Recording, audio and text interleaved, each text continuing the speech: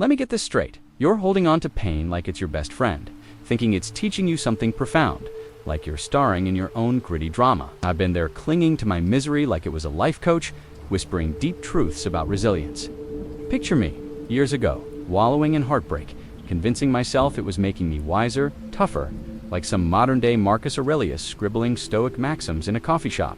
And somehow, I ended up more lost than Diogenes wandering Athens with a lantern, looking for an honest man in a TikTok dance challenge. Sounds like self-sabotage, right? It's not. It's just bad philosophy us assigning value to pain like it's a currency for growth. Spoiler, it's not. The second you stop seeing pain as your guru, you're free. That's not some woo-woo miracle.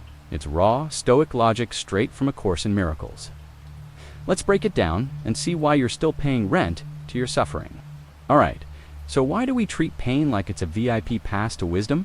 It's like we're all starring in our own sad movie montage, thinking, this heartbreak, this failure, this anxiety, it's gotta mean something. I used to be that guy, sitting in my apartment, replaying every mistake like it was a Netflix series I couldn't pause.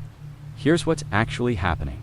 You're not growing because of the pain you're stuck, because you're worshiping it.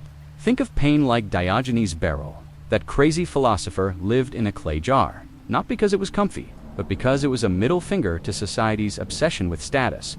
Pain's the same, it's just a container. It's neutral. The value you give it, that's on you. A Course in Miracles nails it. Healing is accomplished the instant the sufferer no longer sees any value in pain.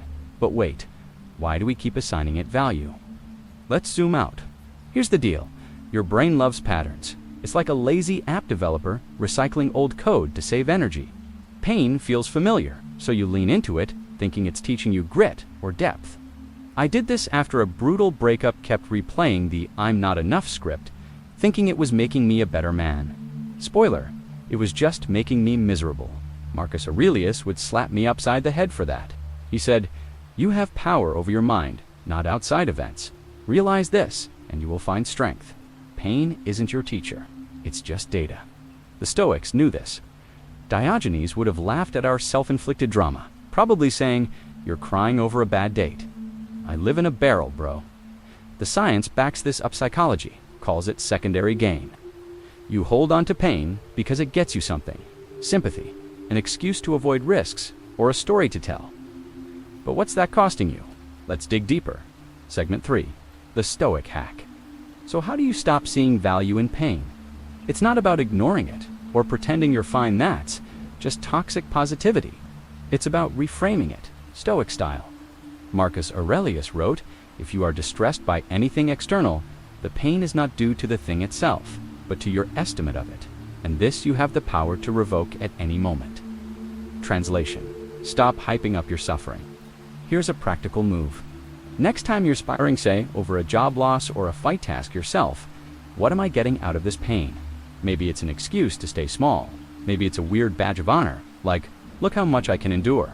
Diogenes would tell you to kick that badge to the curb. He'd say, you don't need pain to prove you're alive, just go live. Try this. Write down one thing your pain's teaching you. Then ask, can I learn that without suffering? Spoiler, you can. But what happens when you actually let go?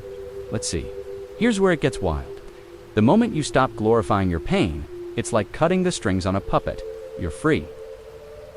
I tested this after years of carrying old grudges like they were gym weights. I asked myself, what if I just didn't? I started journaling, like Marcus, questioning every story I told myself about why I needed to feel bad. Spoiler, I didn't. A Course in Miracles says healing happens instantly when you ditch the value you give pain. It's not about time, it's about perspective. Think of it like uninstalling a buggy app. The app's gone, the phone runs better. Your pain's gone, your life runs better. Diogenes lived this. He didn't need wealth, status, or even a house to be content. He just refused to let pain run the show. So what's stopping you from doing the same? Let's wrap this up.